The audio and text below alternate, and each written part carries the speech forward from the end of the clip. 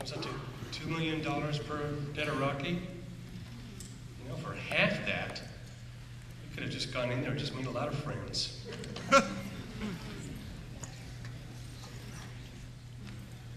Casey Sheehan grew up in a devout Catholic home. He was an altar boy and an Eagle Scout. He joined the Army when he was 20 years old and trained as a mechanic. Casey re-enlisted in 2004, knowing full well that he could be sent into combat. Specialist Sheehan was a Humvee mechanic with the 1st Battalion, 82nd Field Artillery Regiment. In March of that year, his unit was sent to Iraq. On April 4, 2004, Palm Sunday, Casey had just returned from Mass and volunteered to join a QRF, a quick reaction force put together to rescue a group of soldiers from another battalion that were pinned down by snipers during an attempted incursion into Sadr City. Not long after entering the Mahdi area, the QRF was channeled onto a dead-end street where the roofs were lined with snipers, RPGs, and militia throwing burning tires onto the vehicles from the roofs above. Casey's vehicle was hit with multiple RPGs and automatic weapons fire. The 20 soldiers trapped in that dead-end alley on a rescue mission, only 13 returned. Casey Sheehan died in the arms of his best friend. He was 24 years old.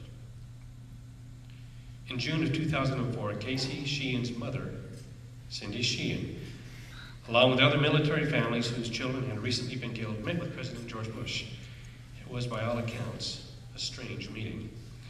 In January of 2005, Cindy Sheehan became one of the founding members of Gold Star Families for Peace, an organization that seeks to end the occupation of Iraq and provide support for families of fallen soldiers. In August of 2005, Cindy established Camp Casey outside of George Bush's Crawford, Texas ranch, promising to stay there during his entire 5-week vacation, or until he met with her to explain why her son had to die in a warrantless war. Cindy did not get to meet with the president in Texas, but thousands of people joined her in her vigil. Bush did eventually acknowledge Cindy's presence outside his ranch, telling the press, "I think it's important for me to be thoughtful and sensitive to those who've got something to say, but I think it's also important for me to go on with my life. I think the people want the president to be in a position to make good, crisp decisions and to stay healthy. And part of my being is to be outside exercising. So I'm mindful of what goes on around me. On the other hand, I'm also mindful that I've got a life to live and will do so."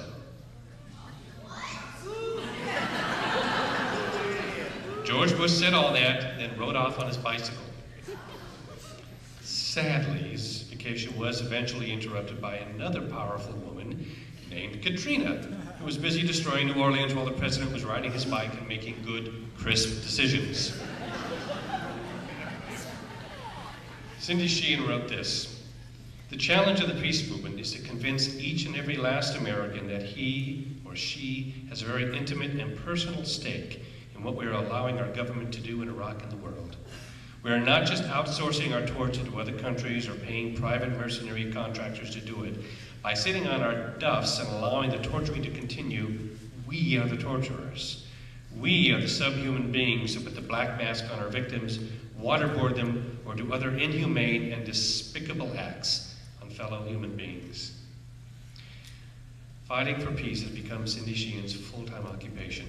The Reverend Lennox Yarwood Jr. calls her the Rosa Parks of the anti-war movement. I am humbled and deeply honored to introduce our final speaker tonight, Casey Sheehan's mom, Cindy Sheehan.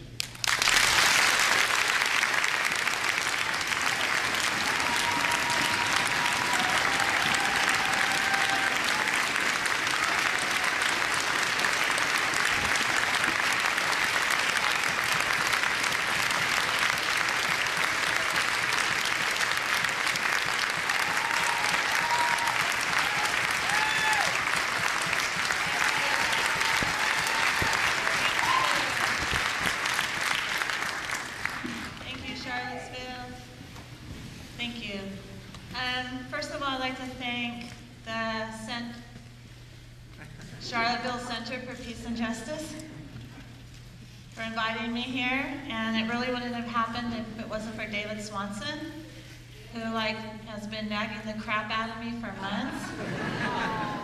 But he can do that. Dave and I have been friends since May of last year, so just about a year, when Gold Star Families for Peace was one of the first organizations on board with AfterDowningStreet.org. And one thing that wonderful introduction left out was June of 2005, I testified in the basement for the Downing Street memo hearings for Congressman John Conyers. That's what I thought was going to be the tipping point. I thought when America heard that, they were going to rise up in peaceful arms to stand against this government. That's where Ann and I met. And the rest is history. We know that the people did not rise up.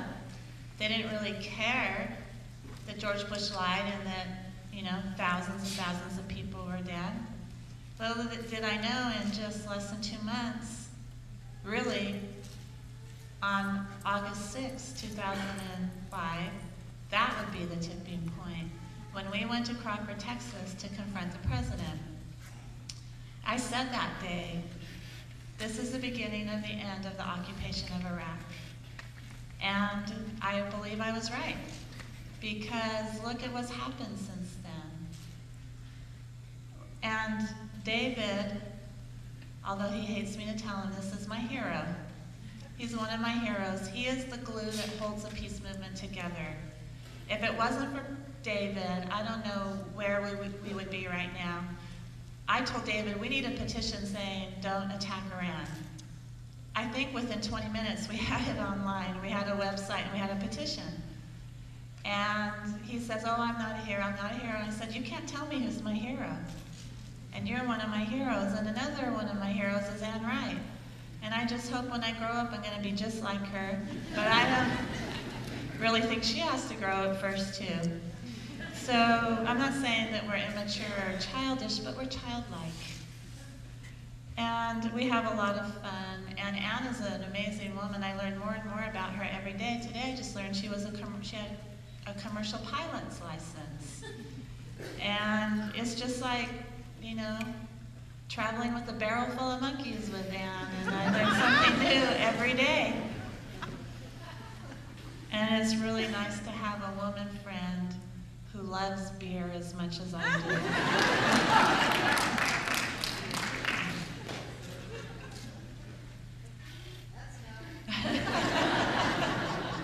Oh, I could go on and on and on, but I won't. So I have a shirt on that says, Impeach Bush and Cheney.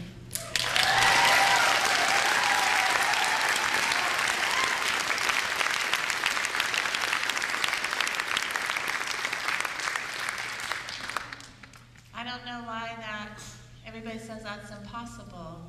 I don't believe anything is impossible.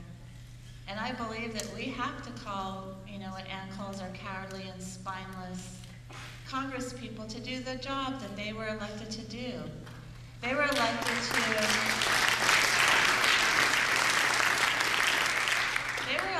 to protect our rights, not take them away from us. And every time that they vote almost in unison together for everything George Bush wants done, it's a rubber stamp, bobbleheaded Congress that won't stand up and say, no, this is not good for America. And I have a funny little story. I was in Venezuela in January. Thank you. Yay, Venezuela. Yay, President Chavez.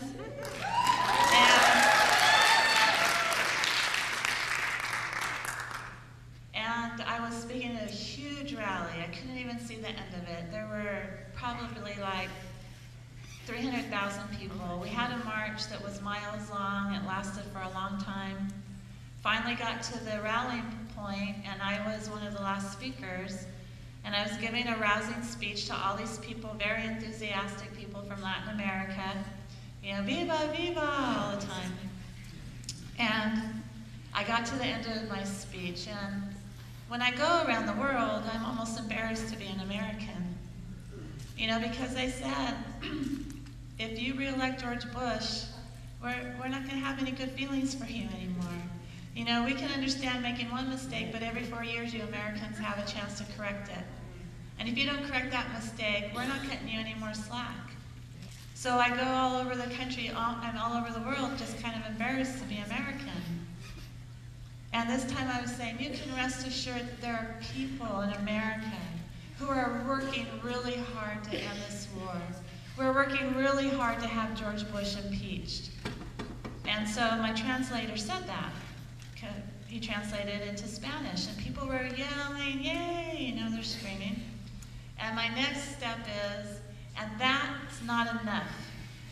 Once he is impeached, he must be removed from office, found guilty of his crimes and removed from office. Oh, yay! Yay, Charlottesville likes that idea too. And so I said, and not only must he be removed from office, he must be tried for war crimes. And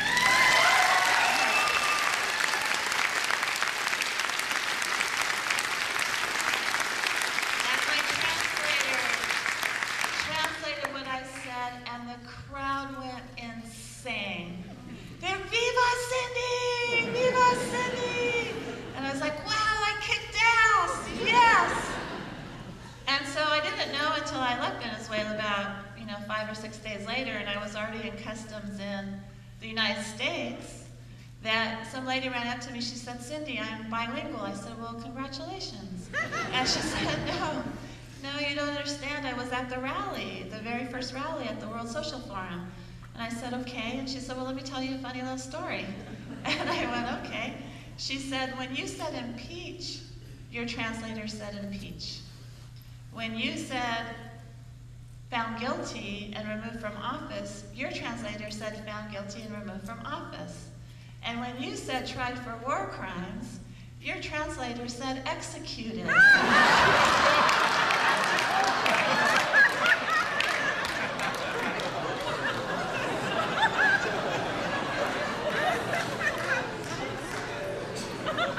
And so, at first my heart stopped.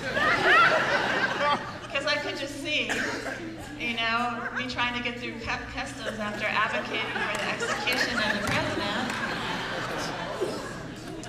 But then I thought, how can they stop me for saying that? Many people, when they're found guilty of murder, are executed in our country. It's legal. Execution is legal.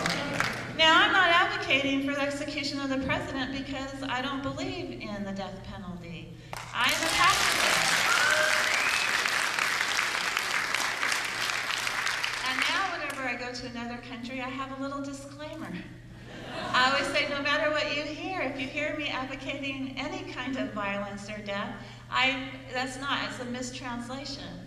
Because I'm not for the death penalty or state-sanctioned murder, even for mass murderers. So,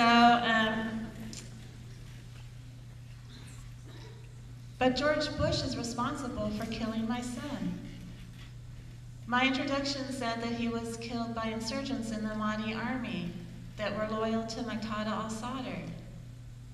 But like I told Barbara Bush in a letter, your son might as well pull the trigger. Your son was the one that killed my son. And when is George Bush, and when I say George Bush, I mean everybody in the administration who lied to us, when are they going to be held accountable for the crimes against humanity that they have committed on the world, not just America? This is, I believe, May 17th? Yes. Oh, good, yay. In 12 more days, it'll be Casey's birthday on May 29th. He was born on Memorial Day in 1979, and Monday, May 29th, will be Memorial Day again. Anne said, what will you be doing on Memorial Day? Well, I will be at my son's grave, and we're going to have a dedication ceremony for his tombstone. That's where I'm going to be on Memorial Day.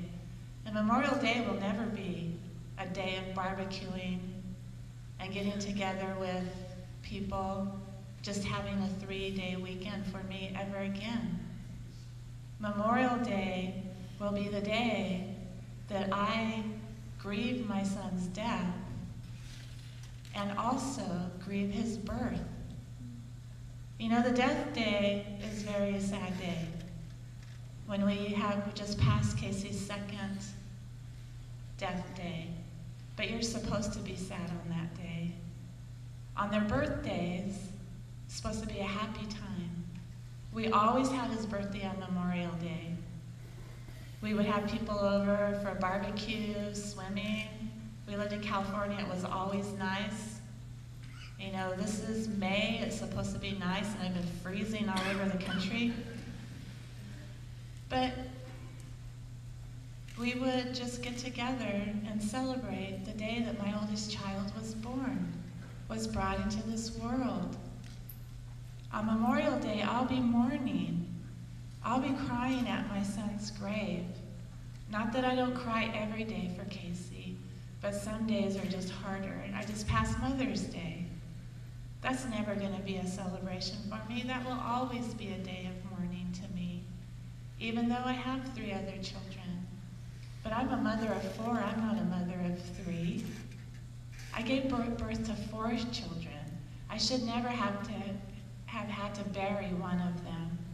That's disordered and that's not natural, and it was unnecessary, and it was cold-blooded murder. It was calculated by our government that used my son as cannon fodder to enrich the war machine. On May 29th was also, Casey would be 27 this year if he was still alive. But it was the day that John F. Kennedy was born also. And Casey was killed on April 4th, 2004. But April 4th was also the day that Martin Luther King Jr. was assassinated. And I don't believe in coincidences. He was born and died on the day that 2 Americans were assassinated. And I believe that they were assassinated because they rose up against the war machine. They rose up against the military-industrial complex. And you don't do that in this country. So we're talking about impeachment. And we should be talking about impeachment. You know, if anybody deserved to be impeached, it's George Bush. He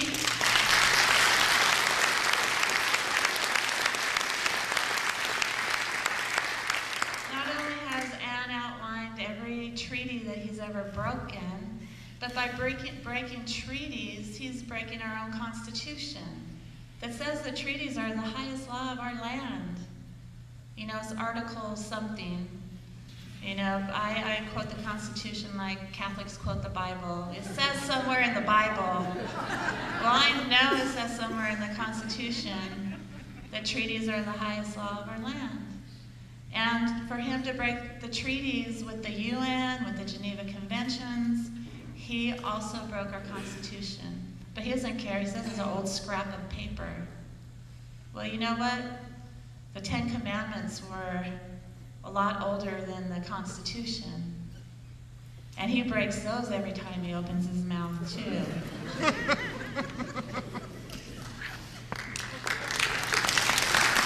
I believe that he, if anybody, has committed high crimes and misdemeanors, it's George Bush. But let's forget about the misdemeanors. He has high crimes as long as my arm. I don't think we should be talking about impeachment anyway. I think for somebody to be impeached, he should have been elected in the first place.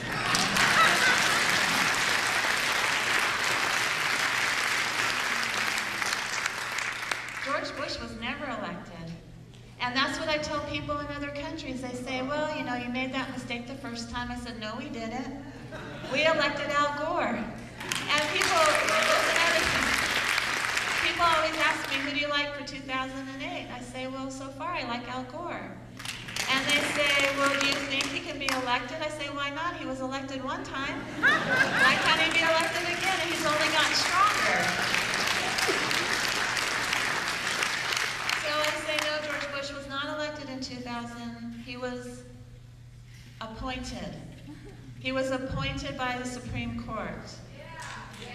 And then they say, what about 2004? I say, well, there was voting machines, there was voting fraud, there was voter suppression, there was gay marriage ballots in 9 different states. And they kept it so close by also the fear that they tried to instill in us that if we, changed horsemen in the middle of the apocalypse, that, it would be a bad thing to do. So I say we didn't elect him in 2004 either. He kept it close enough so they could freaking cheat. And so the people in other countries say, we understand that. We know that. But why is he still your president? They don't understand why we weren't out in the streets by the millions. And you know what? I don't understand that either.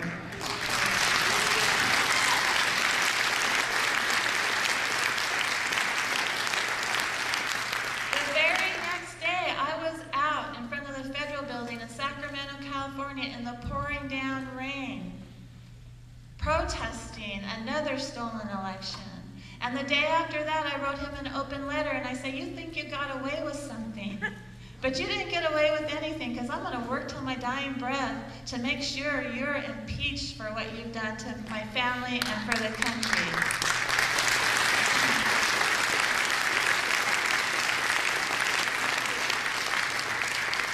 But, so why should we impeach somebody that was never elected? I say we need an eviction movement. That we need evictbushandcheney.org. We need to get millions of us surrounding the White House and say, you get out of our house. You're ruining it. You're peeing in the corners. We want our house back.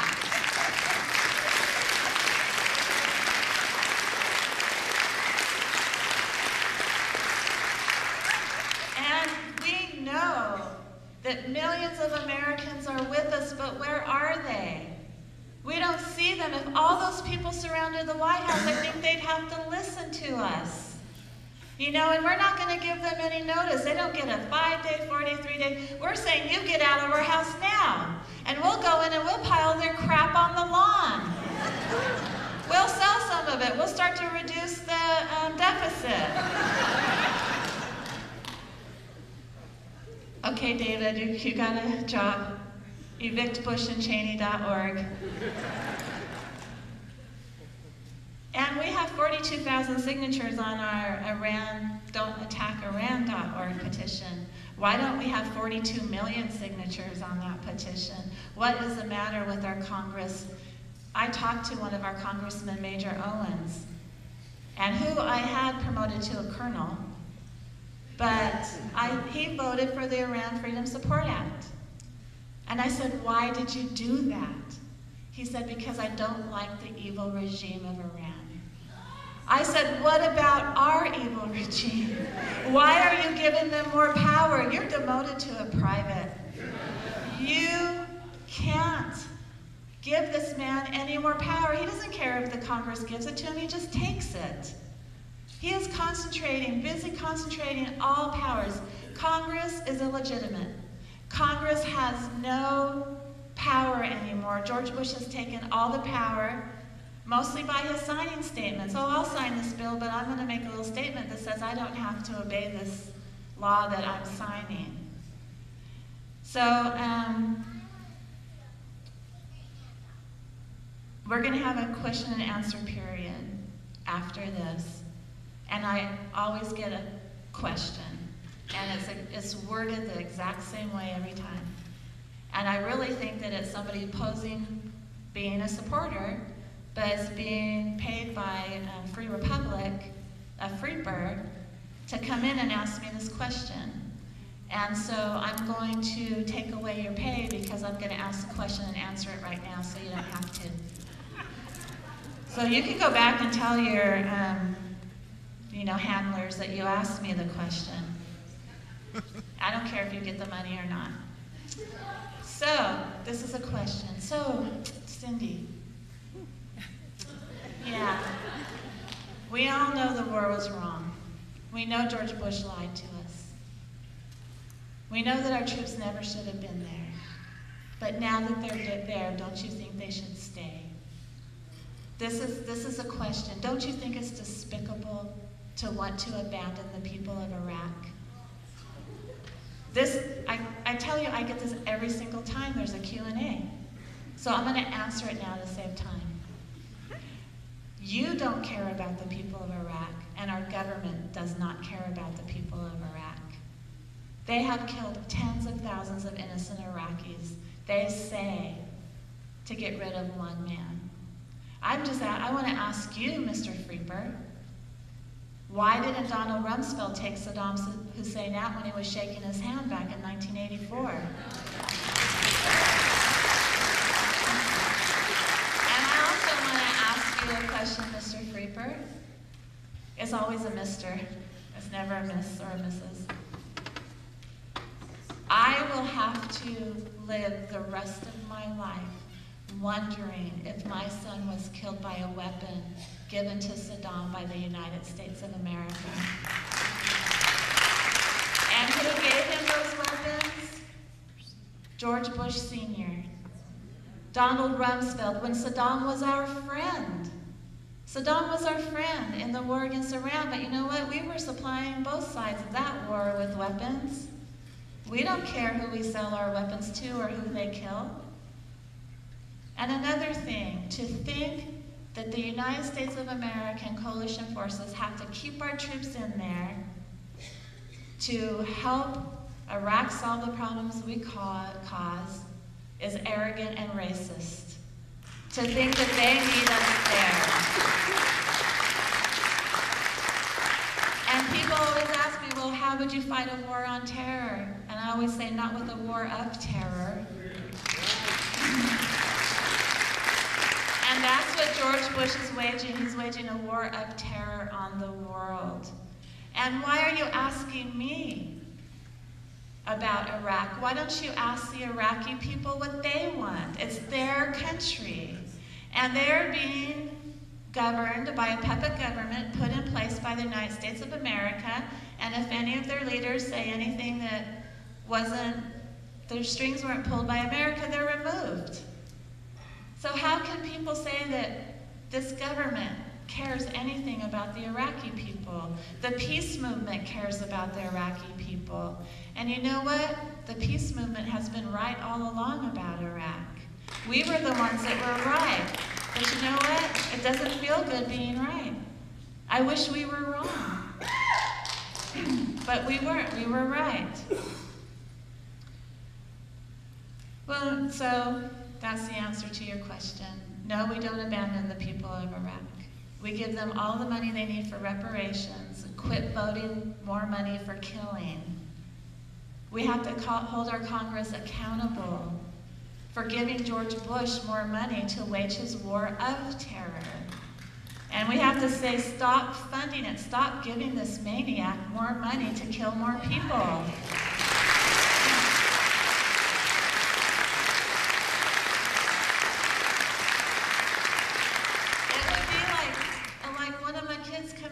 Mom, can I have some money to buy a gun to rob the liquor store? And me going, oh yeah, sure. Congress is funding George Bush's war crimes. And we're funding George Bush's war crimes by paying our taxes. And that's one thing that I'll never do again, is fund the government's war crimes. I'm not going to pay taxes, and if they come after me and say, you owe your taxes, I'll say, you give me back my son, and I'll pay your stinking taxes. You change the War Department to the Department of Peace, and I'll start paying taxes again. But I'm not going to support, and I'm not going to fund something that I think is so reprehensible. And I think what George Bush does is reprehensible.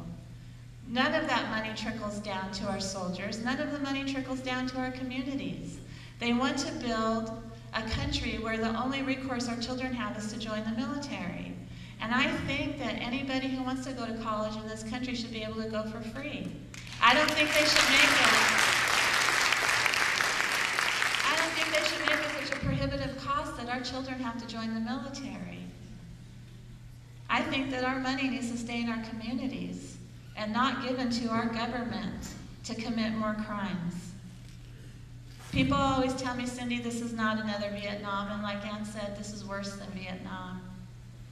In Vietnam, we had 58,000 of our children killed. Over 120,000 have committed suicide since Vietnam. Do we want that to happen again?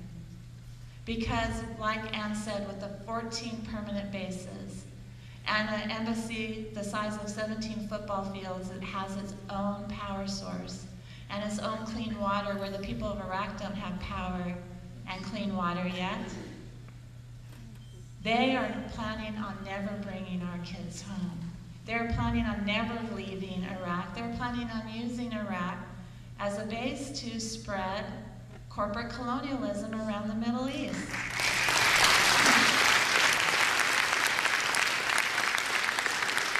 And to Mr. Freeper, I say, close the permanent bases, get the contractors out of there, give the Iraqi people back their jobs, and they'll stop killing. They won't be killing our soldiers because our soldiers won't be there, and they won't be killing each other because they'll have jobs. They'll have communities that they're building themselves. People always tell me from Iraq, they say, we don't have a Sunni community here and a Shia community here and a Kurd community here. We're all intermarried. We live together, we work together, we have children together. The only reason we're killing each other is because the United States is fomenting this rebellion in our country. And if you look back in history, and I also think that we not only need a Department of Peace, but we need a Department of History. And we need a Secretary of History that says, oh, no. This has never worked before. What makes you think it's going to work now? But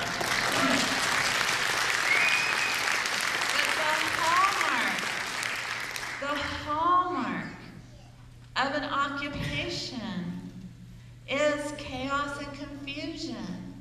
If we keep the people stirred up, if we keep them in fear and chaos and confined to their homes and out of schools and out of their jobs, they won't notice that we're stealing all their oil. They won't notice that we're stealing their natural resources and usurping all of their treasure for ourselves. And they'll be so busy fighting each other that they won't be able to fight Americans. But we know that they're dying. In May, it's going to be one of the deadliest months. So far, there's 54, and this is May 17th. Over 3 a day have been killed this month. And we don't notice it because you know what we're noticing? We're noticing the bird flu threat. We're noticing that some lacrosse players, raped a co-ed.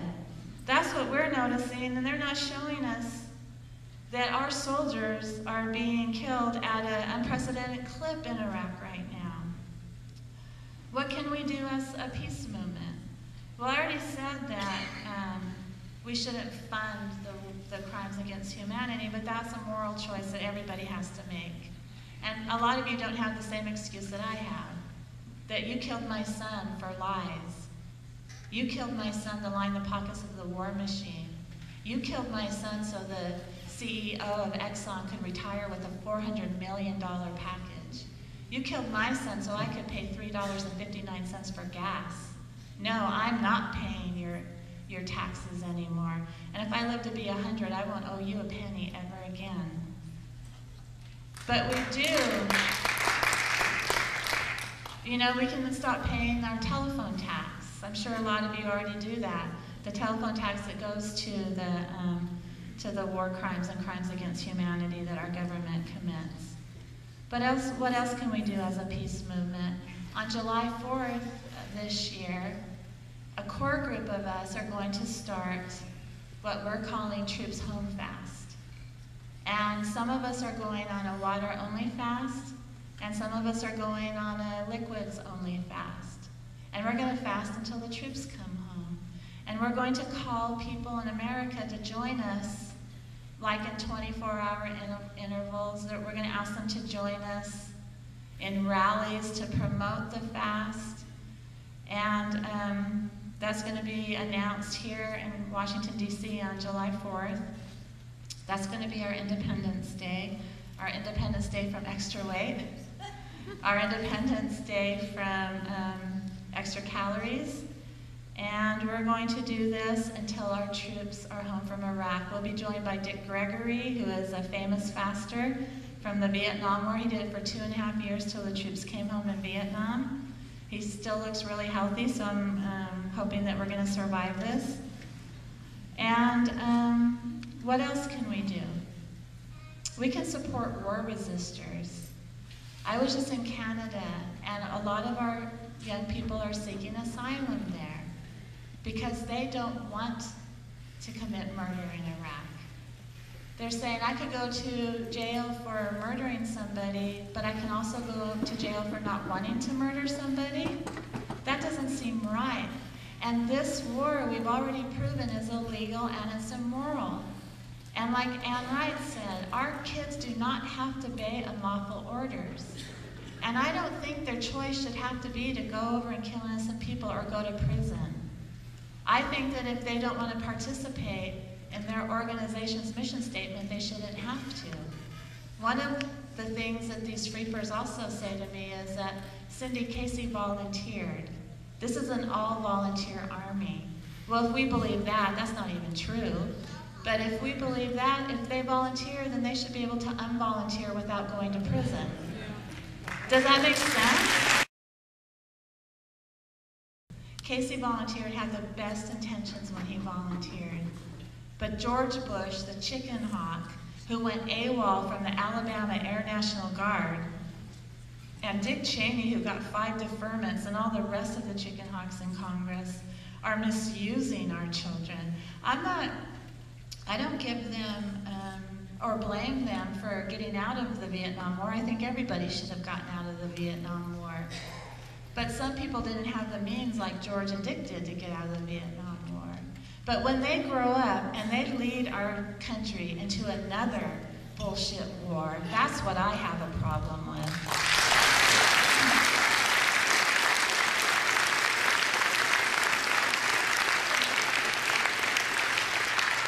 On June 15th, Gold Star Families for Peace and Iraq Veterans Against the War are going to have a fundraiser to help the war resistors in Canada pay their legal expenses and pay their living expenses.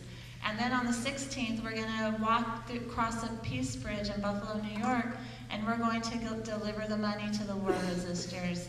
And you can go to Gold Star Families for Peace, gsfp.org, and find more information. I've given many hundreds of dollars to soldiers who said, I don't want to go to war. And I say, well, here, you go and you live your life. And these are not cowardly kids.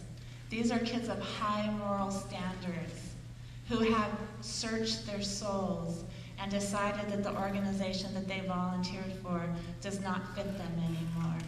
And I've volunteered in a lot of organizations, and I've never had to face prison for that, and I don't think our young people should have to either. So like Ann has said, whatever you're doing now, you can do a little bit more. Ann and I, and I'm not bragging or, I'm not saying that you have to be like Ann and I, who have given up everything to traverse the world speaking out for peace. But if we can do what we can do, you can do just a little bit more for peace.